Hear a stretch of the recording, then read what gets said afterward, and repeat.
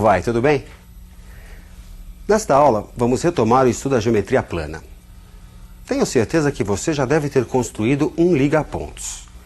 Uma sequência de pontos numerados que você deve unir com pedacinhos de reta para formar uma figura. Na matemática, muitas dessas figuras são chamadas de polígonos.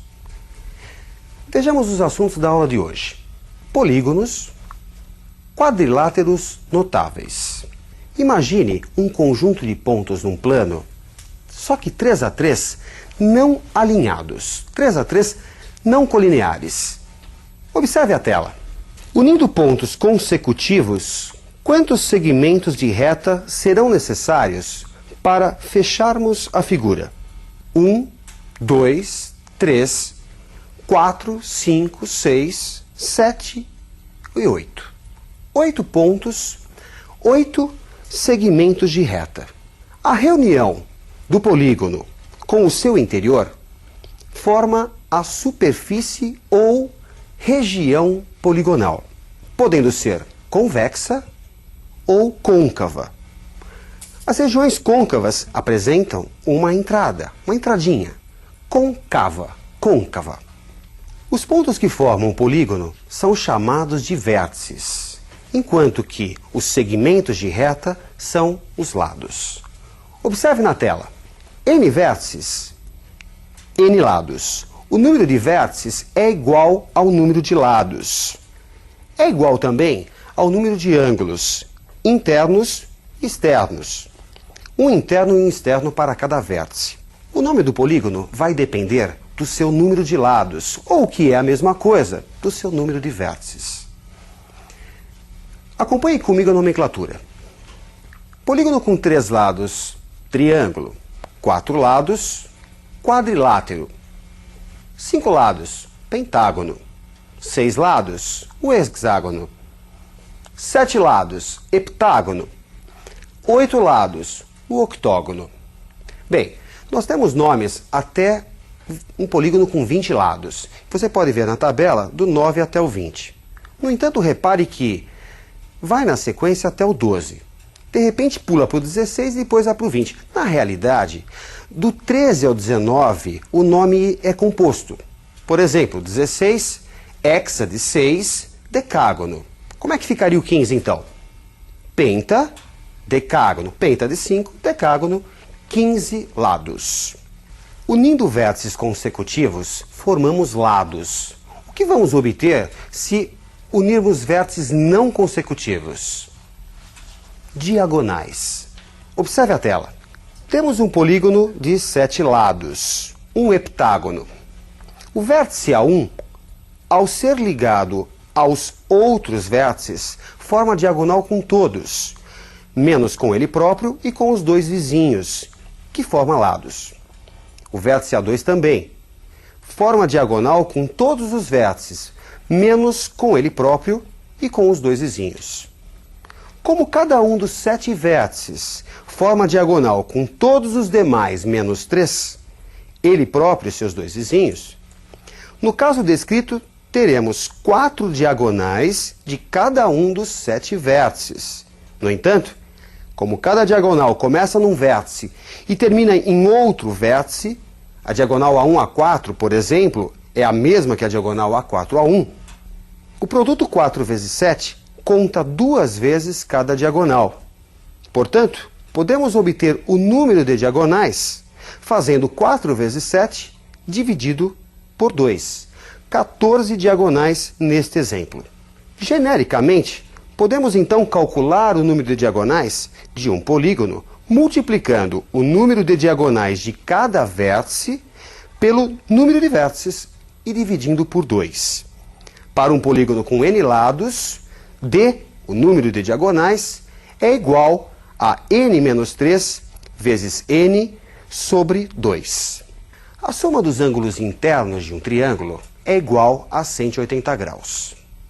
Essa informação que nós vimos no início da geometria plana, dificilmente você irá esquecer.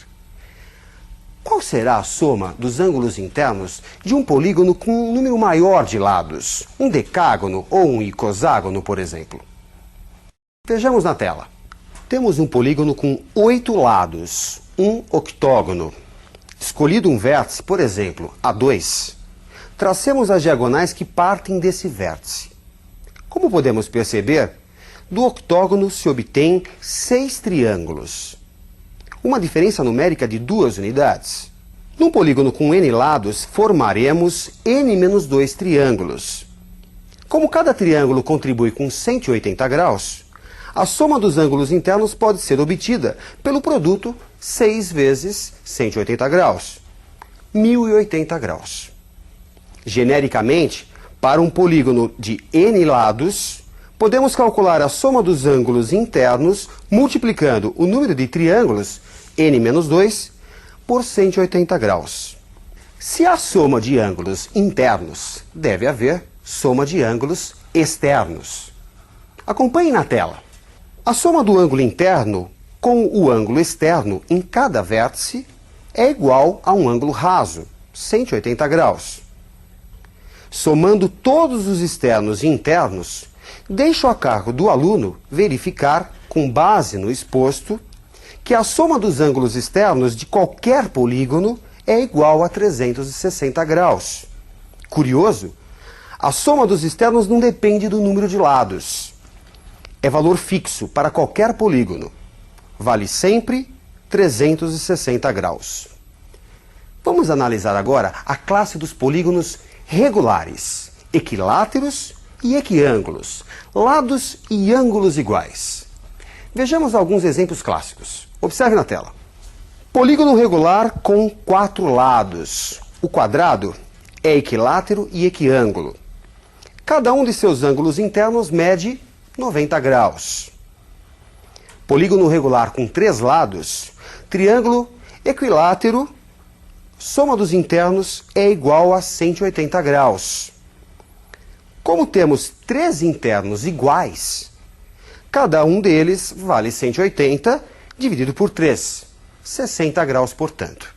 Genericamente, para um polígono de n lados, cada interno é obtido somando-se todos os internos e dividindo-se pelo número de ângulos.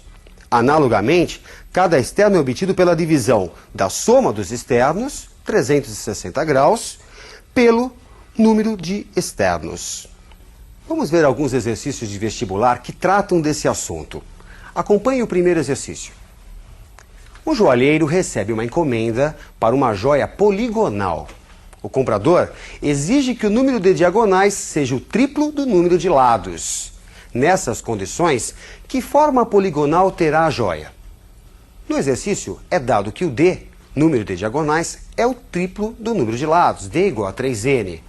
Mas nós sabemos que o número de diagonais é dado pela relação n-3 vezes n sobre 2. Tira-se o D, coloca-se 3n. Assim, temos a expressão 3n igual a n-3 vezes n sobre 2. Simplificando essa expressão, dividindo os dois membros por n, resulta 3 igual a n-3 sobre 2. Multiplicando os dois membros por 2, temos que 6 é igual a n-3. n, portanto, é igual a 9. Trata-se de um eneágono, um polígono com 9 lados, que tem, portanto, 27 diagonais. Vamos a mais uma questão de aplicação. Observe na tela. Qual o valor inteiro mais próximo da medida do ângulo interno do heptágono regular da moeda de 25 centavos de real? Por tratar-se de uma figura regular, cada um de seus ângulos internos é obtido somando-se todos os ângulos internos e dividindo pelo número de ângulos. Neste caso, o número de lados ou número de ângulos é 7. E a soma dos ângulos internos é dado pela expressão n-2, que representa o número de triângulos que você consegue formar, vezes 180, que é o que cada triângulo contribui. Portanto, a soma dos internos fica igual a 7 menos 2 vezes 180 graus. 5 vezes 180 graus, que resulta 900 graus. Para obter a medida de cada ângulo interno, é só pegar a soma de todos os